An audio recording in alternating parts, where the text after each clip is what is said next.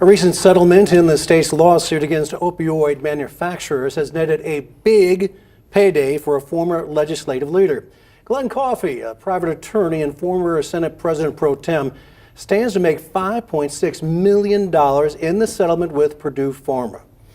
Oklahoma Watch reporters Trevor Brown and Paul Monies uncovered this story. They join us now with more details on the case. Great reporting, fellas, first of all. So let's begin with this $270 million settlement. Now, is it unusual or usual to receive that kind of a contingency fee when a settlement has been reached? Well, it's not completely unusual when you make a contingency contract. The big risk in contingency contracts is basically you get nothing if you lose the case. So these lawyers are taking on some risk to work this case as it kind of has gone through the process for the last year and a half or so.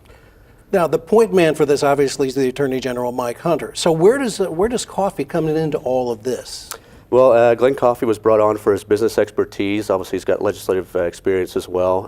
And then the Attorney General said that he had admired Mr. Coffey's work in some previous lawsuits. He's worked on some complex litigation things with OU Medical Center as they transitioned to a nonprofit, and then they also had worked on some water agreement with the tribes as well. It should also be noted there's two other law firms that they brought on, one here in Oklahoma City, another one based out of Texas. And those are bigger law firms, and they were the ones that were doing more of the daily filings and more arguing the courts, that type of thing. And it's not unusual. I mean, the Attorney General, this was a big, complex case. He's going to ask for help. Oh yeah, it's huge. I mean, he's got help inside of his office as well, but these attorneys have reviewed millions of pages of documents in the discovery phase, and they've had scores of depositions they're taking too. That all takes time and work and effort to do. But $5.6 million is a lot of dollars. Do we have an idea exactly what Coffey did to earn that money?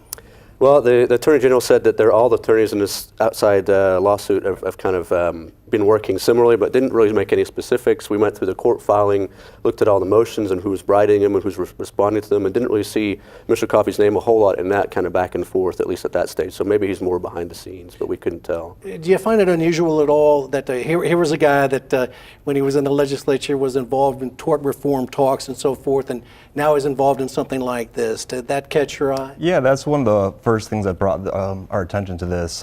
Glenn Coffey, when he was a Senate leader, really pushed for these tort reforms, and one of the things was limiting the contingency fees.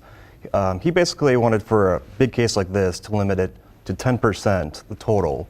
In this case, it was around 21%. So if he had his way back then, he would definitely be getting a smaller chunk of the prize there. So you've brought all this to light. Okay, so let's say there's folks outraged by these numbers and by that figure. Can anything be done, or are the contracts signed, the settlement is done, and this is the way it's going to be? So there's not much that can be done about this specific case. The contract has already been done, but lawmakers have been trying to push these reforms almost every year in the last decade or two. There's no legislation on the table this year. I've talked to a few people in the Senate.